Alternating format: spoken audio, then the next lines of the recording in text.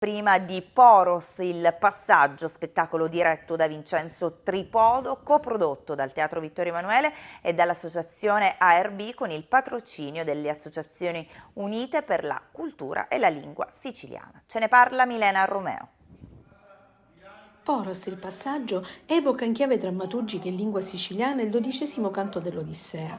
Lo spettacolo teatrale è tratto dalla traduzione dal greco al siciliano del testo della professoressa Rosa Gazzara Siciliano.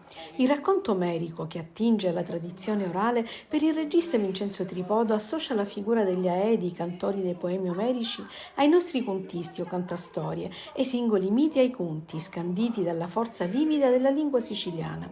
Ogni lavoro attorno alla parola dialettale in qualche modo la richiama in vita, lemmi dalla marcata musicalità che ben si addicono al 12° canto dell'Odissea, che narra il mitico viaggio di Ulisse e l'attraversamento periglioso dello stretto di Messina, tra i mossi scogli di Scilla e Cariddi, distanti un tiro d'arco, flutti, gorghi, vortici, trappole insidiose per i naviganti e le profezie di isole, incontri con sirene, ninfe e divinità marine, che affollano il racconto che lega la Sicilia all'epica e alla mitologia greca.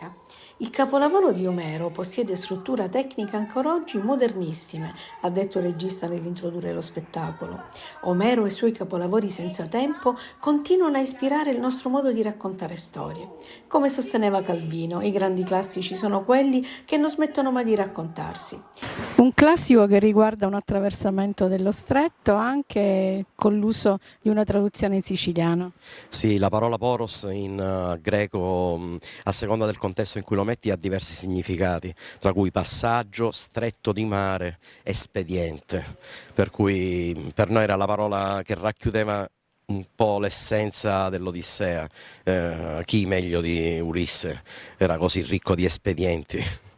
20 anni per tornare a casa, insomma un bel po', sappiamo tutto quello che ha fatto, la guerra di Troia, il cavallo, insomma era un uomo da una grande inventiva, ma soprattutto celebrare il suo passaggio qui dallo stretto di Messina, è un luogo mitico, quindi qualcosa che ci appartiene, qualcosa che è nostro, così come gli antichi Aedi. Ricordiamoci che l'Odissea erano canti orali, giravano da villaggio in villaggio raccontando le loro storie.